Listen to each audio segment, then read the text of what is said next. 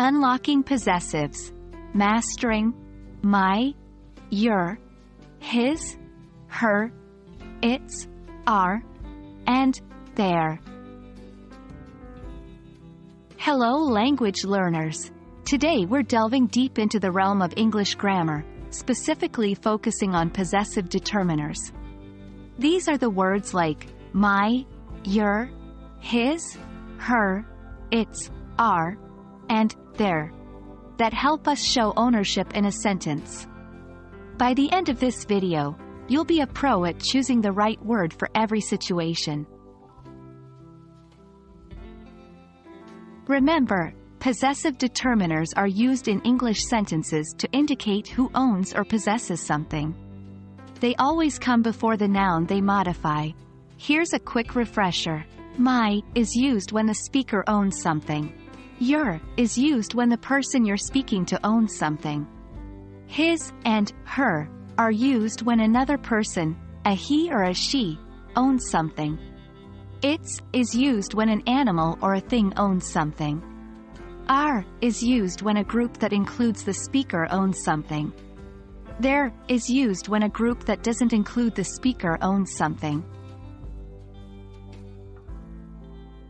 Now, it's time to test your knowledge. I'll give you a sentence with a blank, and you have to decide which possessive determiner fits best. 1. I borrowed blank book from the library. Options: my, your, their. 2. She fed blank cat this morning. Options: her, your, our. 3. The company launched blank new product yesterday. Options: its, our, your. 4. We lost blank way in the woods. Options: our, their, its. 5. They took blank children to the park. Options: their, his, its. Here are the answers to the quiz. Let's see how you did. 1. I borrowed my book from the library. You are the one who borrowed the book. 2.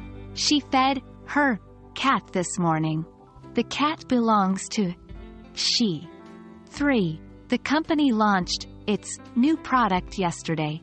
The product belongs to the company, a non-human entity. 4.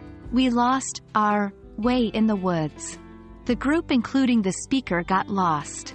5. They took their children to the park. The children belong to they. And there we have it. With enough practice, understanding and using possessive determiners like my, your, his, her, its, our, and their will become second nature to you. Remember, practice makes perfect. So keep trying these exercises until you feel confident. Happy learning, and see you in the next video.